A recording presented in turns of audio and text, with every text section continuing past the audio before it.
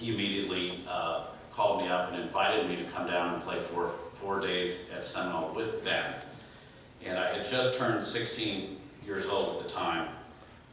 And, you know, I remember so many things, but one of the things was that he used to go to the left side of the practice tee at Seminole, where there was a right to left wind. So those of you that are Ben Hogan scholars know that he did everything he could in his golf swing to not hook the ball. The weak left hand, the whole deal. And he would practice in a strong right to left wind that came off the ocean and hit what had to be 10 or 15 yard cut shots because the ball was dead straight. He was 67, I think, at the time we played. So his practice sessions were absolutely tremendous. I was able to have dinner with him and stay with him at Coleman's house for the 4 days. And we had a dinner the first night I was there, which was just Ben Valerie and George and Don Coleman and myself. And I just read the book, Go for Broke by Arnold Palmer, and it fully described the Cherry Hills US Open, where Ben hit this shot on the 17th hole and was tied for the lead, I believe. And the pin was cut in the front of the green over water, and the ball was expected to bounce and jump up there by the pin, and it hit a soft spot and sucked back into the water. So I had to ask him about the shot. And I was a 16-year-old kid, and Valerie was like, "You cannot ask him about that shot." He has had nightmares, and it's chronicled that he has had nightmares for years. And in the Ken Venturi interview, Ben Hogan said, "I think about that shot each and every day. It rips my guts out." So you know that there was some emotional issues there. And here I am, 16 years old, and Valerie's screaming across the table, "You cannot ask me about that shot. No chance." And George Coleman, who was a total prankster, was just sitting there like a canary.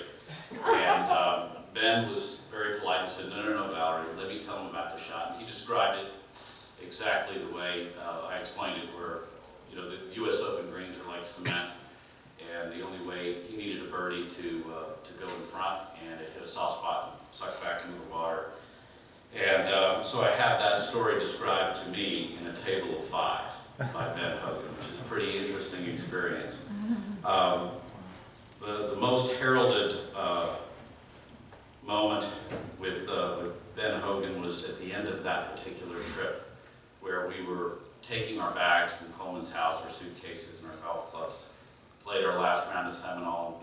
It was 1978, January, and back then, you know, teenagers used to blow dry their hair. You know, they had these big blow dryers. Those of you that remember that.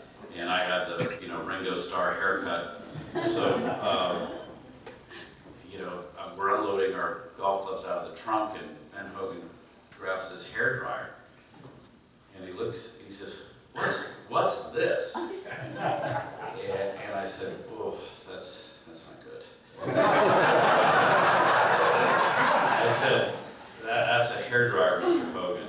And then he said, well, whose is this? Now I know I'm set up for the kill, and I was like, Mr. Hogan, that would be my hair dryer. He said, Nathaniel, hair dryers are for girls. So that is in the forward of the Hogan mystique as described by Ben Crenshaw. And, at any rate, it was a great experience for me to bridge generation gaps. I literally became very close. You know, I didn't have tremendous exposure to Ben Hogan, but I had tremendous exposure, and my dad's friends such as George Coleman, Harvey Ward, who won a couple of U.S. amateurs, Jack Burke, who was my godfather, and you know, they became my close friends. And the neat part about that whole experience was when I won the U.S. amateur, I look back and I think, wow, I was able to do that. But the coolest part about that was the night before I had the foresight to think about giving the ball to George Coleman. And I hit a walk-off putt from 25 feet on a playoff hole, and then ran over and gave it to him. So lucky to be able to have a moment where you give your dad's best friend the winning ball. So that was a very cool part, and it is described in the book. But at any rate,